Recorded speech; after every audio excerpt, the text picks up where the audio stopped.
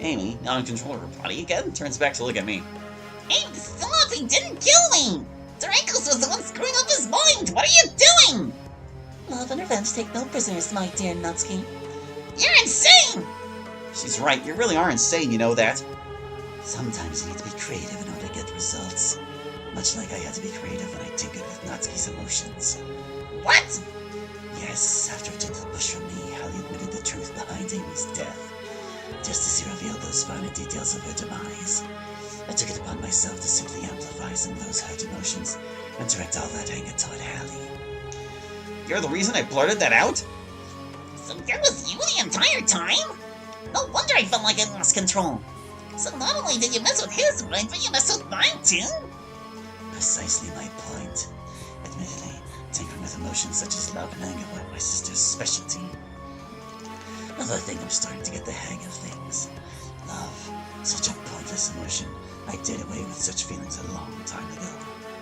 Ironically, it is because of love I have you both wrapped around my finger. Let's see if you're still confident when I'm done ripping you a new head!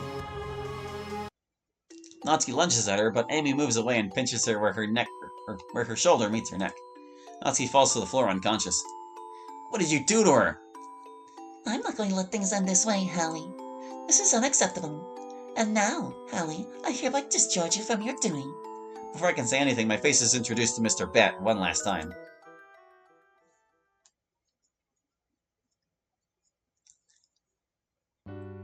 Where am I? There you are. Hello. I have to say that you sure took your time getting here, Hali. Kotonoha?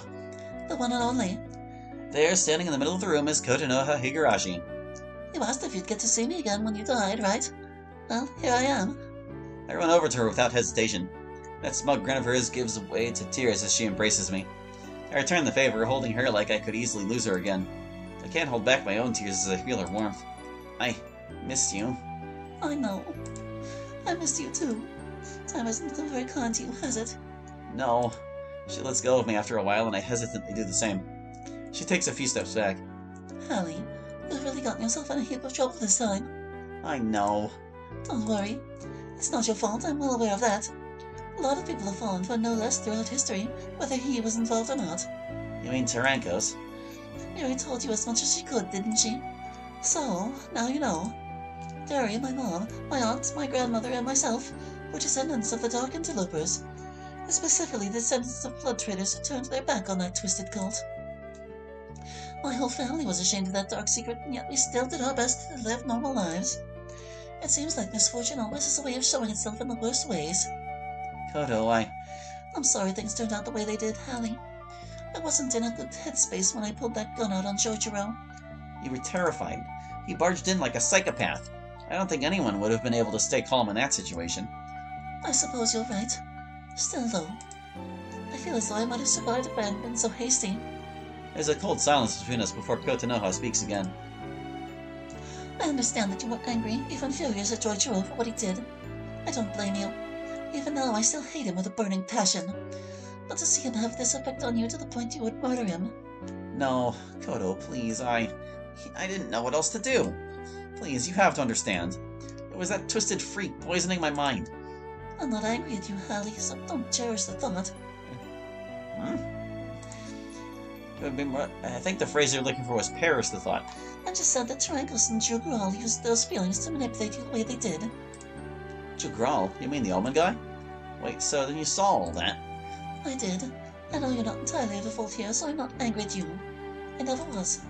I love you, Kotonoha. I wanted you to be everything to me. And now you've been forced to carry on without me. I give a tearful nod. She hit the nail right on the head. You have no idea how long I waited to hear you say that, Hali. I loved you dearly.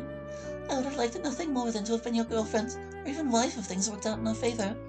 She wistfully looks out the window as she says that, trying to hide her expression. After all this time? Always, now and forevermore. I feel my knees give out on me as I fall to the ground. Kota rushes over to me to help me back up. I would have liked nothing more than to have her by my side.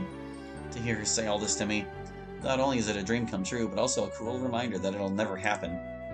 I feel myself crying harder than I ever have. I hadn't cried this the day I lost her, or even since the passing of my grandmother.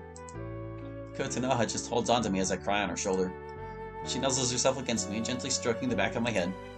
It doesn't take long before she starts erupting into tears herself. I miss you, Koto. I miss you so much. I know. I miss you too, Hallie. More than you know. I'm so sorry. I just don't want you to be sad anymore. I don't want you to see you hurting so much. That's why I was hoping Natsuki could be there for you when I could no longer be. I pulled away from her a little and looked into those lavender eyes of hers. I missed their beauty and how the never failed to pierce into my own. And now, they're looking at me once again, so glossy and filled with tears. Natsuki? That's right. I know she was very lonely the same way you were after her untimely passing. She asked me about you every so often, and it seemed to me like you would have gotten along well. After seeing you go out with her, I'm glad to know my intuition was right. So you mean you're okay with me? Of course I am, Hallie. I brought her to you specifically so you wouldn't be so sad and lonely anymore. I thought the two of you were like kindred spirits. She holds on to me even tighter now. It's too bad I ruined everything. She probably hates me now for everything. She doesn't hate you, Hallie. But I hurt her too, Koto. Despite that, Hallie, she doesn't hate you. She knows those two messed with your mind. She knows that it wasn't you. She even told you so herself. She still loves you. If I can even get to see her again. I really did love her, Koto. I don't know why I did that. I know you did, Hallie. It's not your fault, though, like I said. She knows that. I knew you two would have been good together. I know you're right. The thing is just, nothing's been the same with you gone. Without you, I couldn't find any meaning or happiness in anything. Everything just felt empty without you. When she came along, though, it was like a light switch got flipped on my head. I was afraid if I started going out with her and even falling in love with her, it'd be an insult to your memory.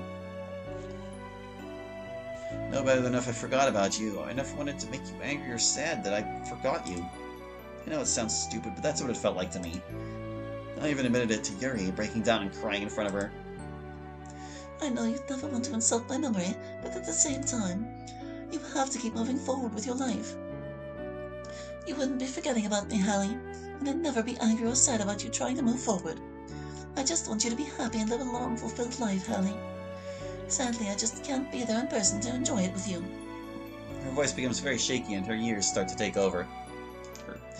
Even so, I will always be with you until the end of time itself, Hallie. I don't want you to ever forget that. No matter what happens, I will always be with you and I'll always be looking out for you. Just look over your shoulder, Hallie, and I'll be there with you. Koto. You'll be in my heart, as much as I'll be in yours. Even if you can't see me or hear me, no one is ever truly gone. She reluctantly lets go of me once again. We both start to calm ourselves down after a while. Sadly, Tarankos has disrupted my hopes for you having a fulfilling life with this curse I may had you enact. Right. I don't even know what to do anymore, Koto. Yuri was trying to look for the answer, but she couldn't find any solid leads. She told you how both your mothers split the ancient text between themselves after grandmother passed, right? Yeah? I figured as much. Before I say anything, though, let me ask you, Hallie. Did Natsuki tell you why she did the curse herself? She said it was because I died. She didn't tell you how you died, though, did she? Well, no. It's not because she didn't want to tell you. Rather, it was because she couldn't remember. That pendant Yuri gave you, while being resistant to magic, also serves another purpose. It's also known as a memory pendant, and it can help someone recover lost memories if activated properly. Cynothioid metal was often used to craft magical items for various purposes, like the memory pendant. I'm assuming somehow Natsuki got it to work, as it started to slowly give her back some lost memories. Meanwhile, it looks like you weren't able to activate it in the time you had it. I guess so? I only wore it twice. No, it's okay. I don't think Yuri was even aware she had it among all those cynothioid relics. She wasn't as familiar with their specific purposes as certain objects fulfilled as I was. The effects of the pendants haven't fully kicked in yet, just due to the nature of the curse, so she only remembers a few things. The way you stopped the curse is sadly how this all started. What do you mean? You died that night on June 3rd, because your feelings of grief and sadness, combined with your depression, it all became too much to bear. You truly felt as though life wasn't worth living anymore. Your punishment for not getting to me in time. You took your own life that night, leaving your mom to grieve for losing her only son. I'm the last person she had left in her life, after losing her own mother and divorcing her ex-husband. I killed myself. Yes, your mom wasn't the only one who was devastated. The nurse affected Natsuki a great deal, too. I know she can be a little rough around the edges, but she really did fancy you. She just wasn't willing to admit it to herself yet. So when Amy proposed during the so-called ritual to save you, she took her up on the offer with no questions asked. And so she got mixed up into all this. So when Natsuki ended the curse on her own terms, that led Amy to make the same deal with you when your life was spared. This whole time, Amy's just been doing this like some messed up cycle. Good grief. So you're telling me the only way to end the curse is for me to kill myself? Wait, but what about the other times I did that? Wouldn't those have worked? You only did that as a means to either get away from Triangles or restart the loop. Natsuki dying also results in having to restart the loop again. The closest you came to getting it right was when the both of you jumped off the roof. You did that out of love, because you wanted to save her. That's why. But to effectively end the loop, you must willingly sacrifice your own life with the intention of seeing hers go on. In other words, do it because you have a wish to see her live, not because you want to restart the loop, or because you make rash decisions. I think I understand. It's a lot to take in, though. So then this whole time, the answer was to willingly exchange my life for hers. Yes. Tarangos has a cruel sense of humor that way. I only know about the curse because I read the ancient text that contains the mention of it. I actually tore out the page from the book Yorio has because I was worried she might try to do something to save her deceased father. That was you, then. Correct. And Uncle Yashiro died due to a chronic illness, though, so there would have been no saving him. His death took a very heavy toll on Yuri, and I didn't want to see her try to do anything too drastic like bringing him back. Looks like I caused a bit of a dead end with her search. It's understandable, I guess. You were just trying to look out for her. It's gonna be hard to come to terms with this. That's why I was hoping no one would ever want or have to get entangled with this dark magic. Unfortunately, I wasn't aware someone like Amy was out there and willing to serve Tarango so faithfully. I don't think anyone could have seen that coming. Although it does explain part of the reason why she's so weird and creepy at times. We both share a slightly nervous laugh with one another before looking out the window. So where even is this place? Am I dead? No, not yet anyway. Think of it as a purgatory of sorts. Right now, your soul is about to go through the reincarnation cycle that you call return by death. I just decided to try and step in to see you one more time. I attempted to do this a few other times, but I never got anywhere. This time, however, it looks like it worked. If only I had been successful before Jugral and Tarangos poisoned your mind, and before you killed Joichiro. Huh, so we're not really in school right now? No, your mind is actually projecting this place.